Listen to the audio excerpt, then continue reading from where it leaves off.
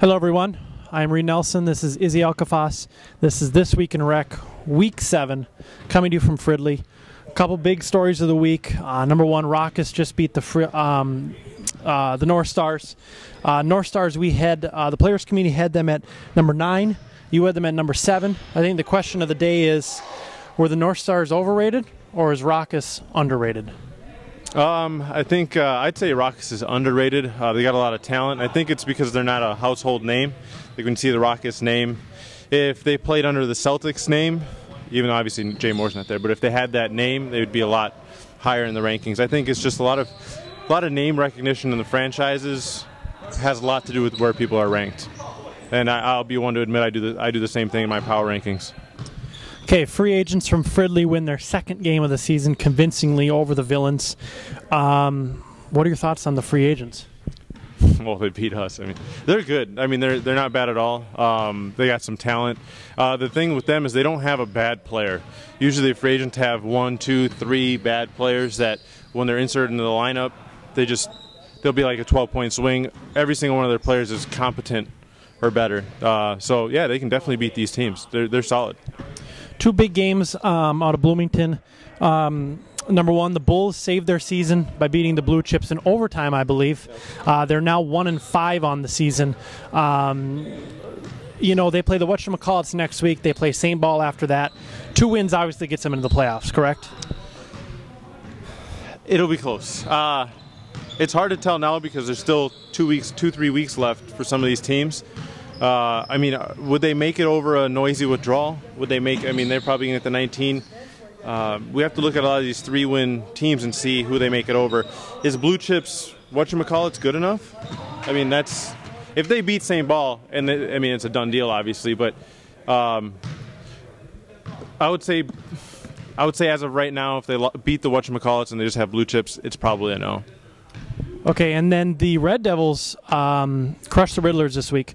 So, are they? Do you finally respect them after now they kind of get a big win under their belt or not? Oh, they're gonna kill me for this. Don Call wasn't there, and Don Call is a great player, and I don't. That's why I don't put much of stock into the St. Paul or Gorillas win over St. Paul. Is Colby wasn't there. We beat him by 25. We probably would have. I mean, it would have been a much closer game. I mean, these players change the momentum of games. Colby's in the lineup. We probably don't run away with a 20-point lead in the first half. It's just not going to happen that way. And then, missed shots here and there. Games change. Don Call is one of the better defenders in this league. Very underrated. Nobody ever talks about him. And against the Red Devils, who are big, it'd be nice to have a guy like that. So I'm not going to put too much stock into it. The Red Devils are solid. There's no doubt about it. The question is, can they win the title? And I think they're good enough to get to the Final Four. I just can't see them beating the elite teams. How many teams have a legitimate shot at winning the Gold Cup this season? Legitimate shot, I would say. Honestly, I'd probably only say 3. 3 teams have a legitimate shot. I mean, I can't see anybody getting through the Rebels and the Gorillas, and then potentially even the Turtles, even though they play like crap. But they still have the talent, and they've done it for 21 games now. Those 3 teams, I can't see anybody. The Sock Thumpers aren't good enough. Riddlers aren't good enough. Red Devils are clearly the 4th best team as of right now, and I don't think they're good enough to win it. Any given Wednesday and or Thursday night, anything can happen. So next week we are starting our award season for Ultimate Hoops Rec. We're going to be doing a little bit different this season. We're going to be going with a 3-prong approach to the voting. We will be keeping the online voting as we had last season. So you'll still be able to go online and vote for the MVP. Actually, last season we just did that for the All-Star. So we're going to keep it with the All-Star, but this season we're going to add the MVP voting, Offensive Player of the Year voting, Defensive Player of the Year voting, all that good stuff. We're also going to be doing players-only votes, so next week be looking out for ballots on the scores table, which you can fill out and have your vote count as a player, and that'll count for 33%. The online voting will count for 33%, and then the Players Committee will count for 33% as well. So we're really looking forward to award season this winter season. Is something that we're going to really improve. We're also going to have a banquet March 29th. Location to be determined, but it'll be the day after the Open, or excuse me, the Rec Championship game and the Open versus Rec All-Star game. So we're really going to make a big show out of our awards ceremony. We might even have an MC. Maybe Kevin Kraft will do some comedy or something. Who knows? But it's going to be a lot of fun. Is it PG-13 or? It can be somewhere between PG-13 and this is adult males that we're talking about here, so it should be a good time. But pay attention to UH Life for information on that. Vote as often as you want. The All-Star voting won't be out until playoff season, but we will start the awards next week. So that's all from Fridley. Week 7, playoff season's just around the corner, and we'll see everyone next week. Okay, I'm here with Players Committee Chairman Jason Briggs, also known as the fastest player in Rec. We talk a lot about the top end of Rec. We're going to talk a little bit about the bottom end, some of the bubble teams that are going to be fighting for playoff spots as we approach the last 3 weeks of the season. I think the most intriguing team is the Bulls South. They have 2 forfeit wins they had 2 wins that were taken away from them at the beginning of the season. They beat the Blue Chips last night. They're most likely going to beat the whatchamacallits next week. If they beat St. Paul and go to 3-5, they're going to get my vote. I'm assuming they're going to get your vote as well. I think the question is, where do they end up?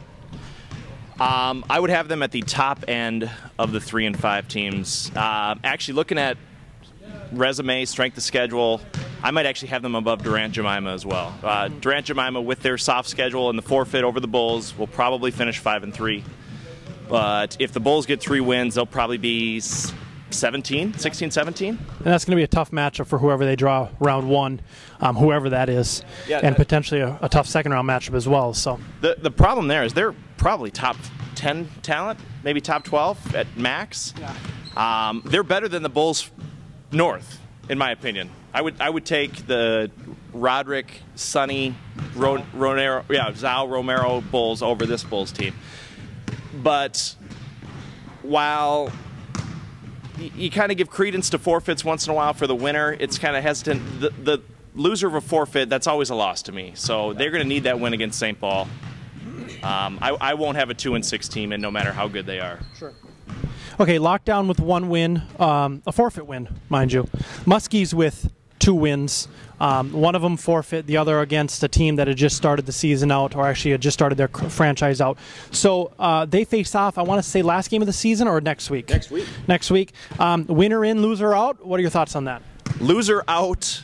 Lockdown also has a game against whatchamacallits. So for the sake of the argument, and I don't like counting my chickens before they hatch, but let's give them that second win. So basically this game is to remain on the bubble. The problem with both teams, the Muskies, they beat the Pelicans week 1 by 2 points without Ryan Hogue, without Joe Stoeffler, without another guy. You guys run an Iron 5, new team. So I don't want to discredit that just because you guys were new. But then when you look at the rest of their schedule, they lost to Durant-Jemima. They lost to H2O by double digits. They scored 28 points against the Red Devils. So next week, Lockdown versus Muskies is an elimination game, but even the winner, due to some tiebreakers and some resumes, I mean, they're going to have an uphill climb to get in. How many 3-win teams, I don't know if you know this off the top of your head, could potentially miss the playoffs? Let's see. I believe 2.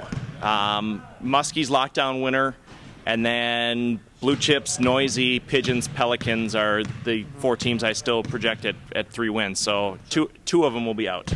Okay, last one. We'll talk someone up here in Fridley. Pigeons have 2 wins. They beat Killer Bees. They beat Raucous, which is actually looking like a really solid win at this point. Free Agents win again tonight. They've beaten the Villains. They've beaten Fob 5 as well. So they face off next week. I would say loser out. Winner most likely in, but loser definitely out, right?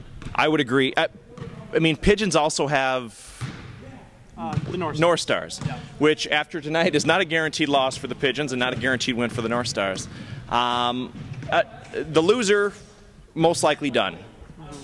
The winner here is going to be right in that 19 through 22 range. The Free Agents have looked really bad against some teams, but they looked really good at times tonight against the Villains. But winning over the Villains by a couple points is not very impressive. And the Fob 5, even though I won't give Izzy any credit, without DuPont and Byrne, that's not as prestigious of a win. But hey, if they are able to beat the Pigeons, I mean, they'll probably get my vote as well. Yeah, I would definitely vote for them with 3 wins as well. It's going to be a fun Players Committee meeting for sure. Last question I'll ask you. I asked Izzy the same question. How many teams have a legitimate shot at a Gold Cup? Let's see. Out of Fridley, Turtles and Fob 5, if Fob 5's got a full roster. Bloomington, Rebels, Gorillas, Red Devils. I'm going to say 5. So 5 total? Yeah, I mean, you never know. A team could make a run, you know, and we'd definitely like to see that. You know, we'd like to see a 13, 14, 15 seed make a run to the top. But it's just tough when you got to go up against Jansen, you know, on 2 of the top-end teams. You know, so, but we'll definitely see. Any other thoughts about the bottom end of the bracket? I know we didn't mention some of these teams, but teams like the Broncos, H2O, they've got 2 wins right now.